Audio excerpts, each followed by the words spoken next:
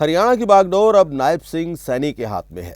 वैसे जिन हालातों में नायब सिंह सैनी हरियाणा के सीएम बने हैं, वे हालात उन हालातों से ज्यादा अलग नहीं हैं जब मनोहर लाल खट्टर को हरियाणा का मुख्यमंत्री बनाया गया था। सैनी की ही तरह मनोहर लाल खट्टर भी एक चौंकाने वाला फैसला थे। न उन्हें कोई प्रशासनिक अनुभव था और न ही हरियाणा की सियासत में कोई ज्यादा पैठ थी। पार्टी में उनकी तुलना में दर्जन भर वरिष्ठ नेता थे जिनकी सीएम पद के लिए बेहतर दावेदारी थी, लेकिन सब कयास आराइयों और अटकलबाजियों को ताक पर रखते हुए प्रधानमंत्री नरेंद्र मोदी ने सीएम खट्टर की ताजपोशी लगभग वैसे ही कर दी थी जिस तरह की अब अपेक्षाकृत कम अनुभवी और जूनियर समझे जाने वाले नायब सिंह सैनी की गई है। देखते ही देखते चंद घंटों में दोनों नेताओं की किस्मत ने पलटी मार ली। वैसे नायब सिंह सैनी मनोहर लाल खट्टर के काफी करीबी हैं। यही वजह है कि पहली बार एमएलए बने नायब सिंह सैनी को उन्होंने 2014 में राज्य मंत्री बना दिया था। मनोहर लाल के कारण ही सैनी को प्रदेश अध्यक्ष बनाया गया। बहरहाल नायब सिंह सैनी हरियाणा के नए मुख्यमंत्री बन चुके हैं।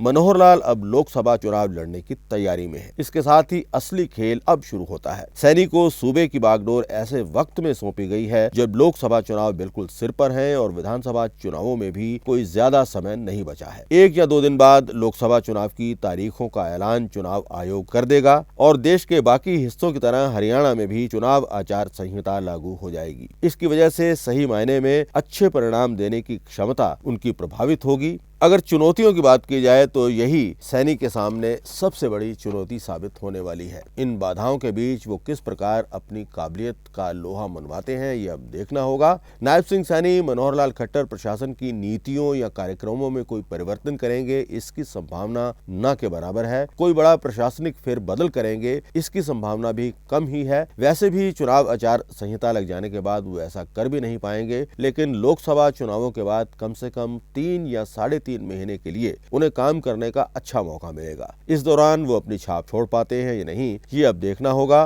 मंत्रिमंडल के अपने सहयोगियों के साथ नए मुख्यमंत्री के रिश्ते कैसे होंगे, इसे लेकर भी कई तरह के सवाल हैं। क्या वे खट्टर की तरह अपने कैबिनेट कोलीग्स का सम्मान हासिल कर पाएंगे, इसे लेकर संदेह व्यक्त किए जा रहे हैं। सभी मंत्री उनकी तुलना में सीनियर हैं। ऐसे में आपसी टकराव की संभावनाओं से इनकार नहीं किया जा सकता। इन सबसे बड़ा चैलेंज जो सैनी के सामने है वो ये है कि क्या एंटी इनकम्बेंसी के बीच वो भाजपा को वो चुनावी सफलता दिलवा पाएंगे जिसकी तवक्को आलाकमान उनसे कर रही है। जैसा कि सब जानते ही हैं कि वे काफी जूनियर हैं। उनकी छवि भी कोई बहुत ज्यादा लोकप्रिय नेता की नहीं है, ना ही किसी चुनावी जंग की बागडोर संभालने का अनुभव उनके पास है। पार्टी के कई अनुभवी नेताओं का ये मानना है कि बीजेपी आलाकमान का ये दांव उल्टा पड़ सकता है। पार्टी को एक 9.5 साल का अनुभव रखने वाले मुख्यमंत्री और सियासी खेल में परिपक्व हो रहे एक नेता की कमी खल सकती है।